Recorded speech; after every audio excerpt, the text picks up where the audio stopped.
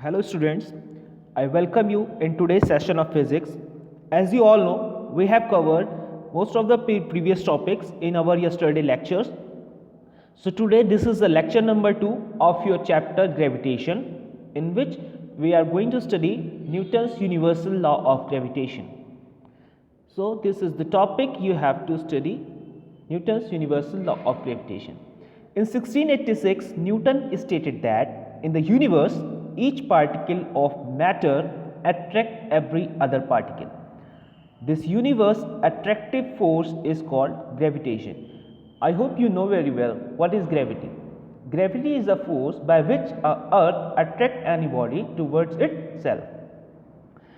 So, the gravitational force of attraction between any two material particle, here you can see this is the definition of the gravitation force written here. Clear? The gravitational force of attraction between any two material particle is directly proportional to the product of the masses of the bodies and inversely proportional to the square of the distance between them. It acts along the line joining the two particles. What does it mean? It says that if you have two bodies, one mass of one body is m1 and the mass of the other body is m2, and they are separated from each other with a distance of how much? You can assume it r. Let us see here. I am demonstrating you. Suppose this is your first body which has mass m1, clear, and this is your body, second body, whose mass is m2. Now let us suppose that these two bodies are separated with a distance r. I hope you understand. So that is the thing given by Newton, that the gravitational force of attraction between any two material particle, means the gravitational force of attraction between these two bodies whose mass of first body is m1 and the mass of the other bodies and m2, who are separated from each other with the distance r. Clear? To the masses of the particle and inversely proportional to the square of the distance between them. Clear? So here you suppose that two particles of masses m1 and m2 are situated at a distance r apart. Clear? If the force of attraction acting between them is F, as I show you, then according to the Newton's law of gravitation, we have F is proportional to how much? Masses of the two bodies, that is your m1 and m2, and the square of the distance between them, which is your r. So after removing the sign of proportionality, you know very well we have to introduce a constant term. So as we remove the sign of proportionality, we introduce here capital G. What is capital G? It is called the gravitational constant. Clear? So its value is same for all pair of particles in the universe. Here G is a universal constant. Although Newton's laws of gravitation apply strictly to particles of point masses. I hope you know what are point masses. The mass of one body in comparison to any heavenly bodies. So the mass of that body is considered to be a point mass. But it can be applied to extended objects as well, as provided the size of the objects are small compared to the distance between them.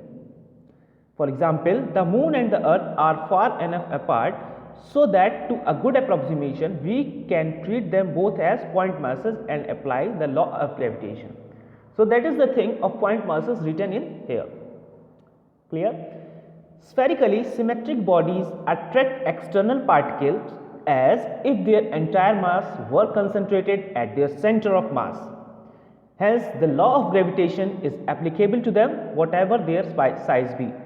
So, gravitation law is not dependent on the size of the body. Now, some evidences in support of Newton's law of gravitation. Here we have to study that evidences in support of Newton's law of gravitation. So let's start it with the first one. It is a universal law. It explains motion of heavenly bodies, particularly that of the planets, the moon and the sun. Clear? Means this law support the heavenly bodies. The predictions of solar and lunar eclipses on the basis of law come out in perfect agreement with the actual observations. With the help of Newton's law of gravitation, you can easily predict the solar and lunar eclipses. Tides are formed in oceans due to gravitational attraction between moon and ocean waters. You can also predict the tides which are coming in oceans. Now the fourth one is the prediction about orbits and time period of artificial satellites. You know what are the orbits? As orbits are a particular or hypothetical lines across the earth in which any satellite is moving. Made on the basis of this law are found to be correct. Now we are going to prove the law of gravitation in vector form. So here you can see this is the law of gravitation in vector form we have to prove. So suppose we are considering 2 point masses, one is m1 and the other one is m2, which are at a distance small r apart. Here you can see this is the distance between the two masses, which is your m1 and the other one is your m2. Clear? Now we suppose r12 be a unit vector pointing from mass m1 to mass m2. You know very well what are the unit vectors. Clear? So, and r21 cap a unit vector pointing from m2 to m1. You can see here this is the unit vector from m1 to m2, and this is the unit vector in the opposite direction from r to 1. Clear? Then the gravitational force exerted F12 on m1 by mass m2 means these two masses exerts a force of attraction to each other. So F12 exert on m1, F12 force is exerted on m1 by m2 is given in magnitude and direction by the vector relations. Clear? As we all the things are here in vector form. So vector F12 is equals to how much? Minus g m2 m1 by r square, and the unit vector in the direction of this force. So we consider the unit vector r21 cap. Here the minus sign, you can see this is your minus sign before g. Now what the minus sign indicates? The minus sign indicates that the vector F12 point in a direction opposite to unit vector which is your r21. Clear? This is the gravitational force is attractive, m1 experiencing a force directed towards m2. Now the force exerted, same force exerted m2 by m1 is similarly equals to how much? F21 is equals to minus g m1 m2 by r square. Now in this direction we take the unit vector how much? r21 vector or 12 vector, sorry. Now because r21 is in opposite direction to the direction of r12 vector, so here we show that the force F12 is equals to minus of F21. Clear? Here you can see this is the force F12 is equals to minus times of F21. I hope you understand very well. Fine. Now we will talk about the characteristics of gravitational forces. The vector nature, this is the topic here we are discussing now, characteristics of gravitational forces. So the vector nature of the law of gravitation and experimental observation reveals the following characteristics of gravitational forces between the two bodies. The first one says that these are always force of attraction. One thing you should note down, that the gravitational force is always the attractive force. It is not a repulsive force. Clear? Second one, they form an action-reaction pair, that is the force exerted by two bodies on each other are equal in magnitude but directly opposite. Clear? Now the third one is, these are the central forces, that is they act along the line joining the center of the two bodies. Now the fourth one is, these are completely independent of the presence of other bodies and the property of the intervening medium. I hope you know what are the medium. Medium in the sense you can take the medium like air, water, etc. Clear? Now we will come to the fifth one. This is the last one. So these are weakest forces existing in nature.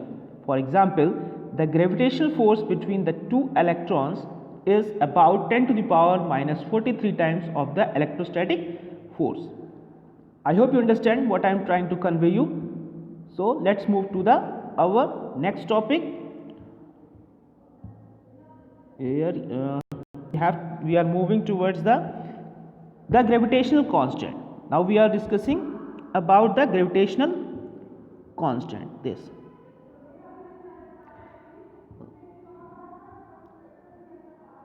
Here we have to discuss. So the Newton's law of gravitation, as you all know, we have already proved the Newton's law of gravitation, which is equals to G m1 m2 by r square. This is the formula we have already proved in the yesterday class. So in place, if we take mass m1 and m2 equals to how much? 1, clear? And the distance between the two masses is also 1. So what we will get? We will get here F is equals to how much? F equals to G, means the force of attraction between them equals to the gravitational force if the mass is unity and the distance between them is also a unit. So we can say that the gravitational constant G here is numerically equal to the force with which two particles each of unit mass or placed a unit distance apart attract each other. I hope you understand. So now the unit of G, from the above formula we can also find out G is equals to how much? F r square m1 by m2. Clear? The SI unit of force, distance r and mass m1 or m2 are Newton. Newton is the unit of force. Meter is the distance and kilogram is your mass respectively. These are the SI unit of G. So finally we get the unit of G is how much?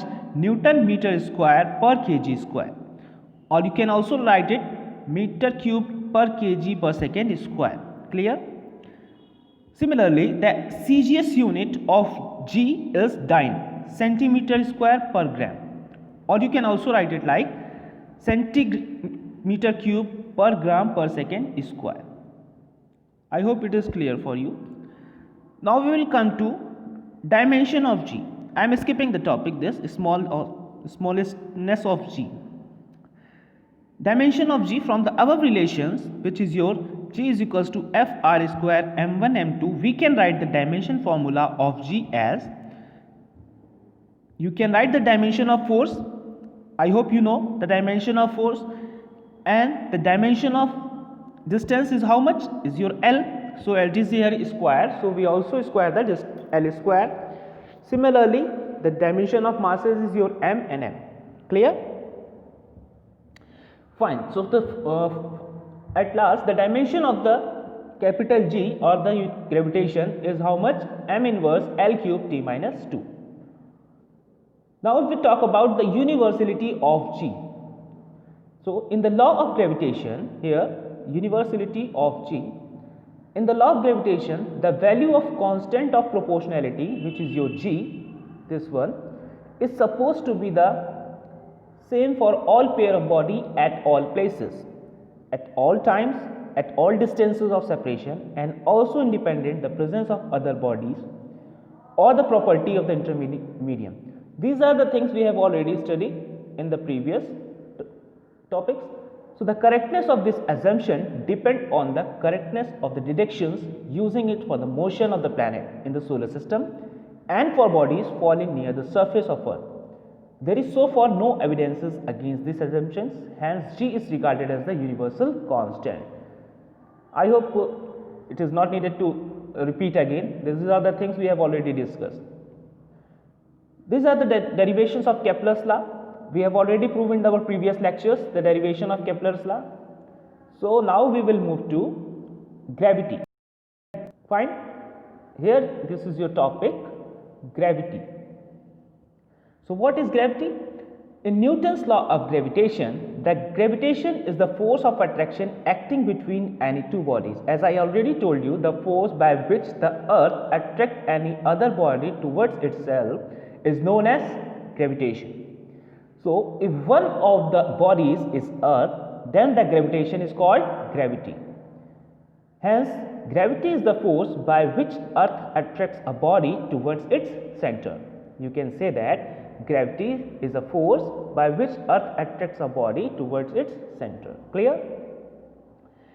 Clearly, gravity is a special case of gravitation. It is due to gravity that bodies thrown freely ultimately fall on the surface of earth. Due to the action of gravity, any body which is thrown vertically upward automatically comes downward direction. So students, that's all for the today's lecture.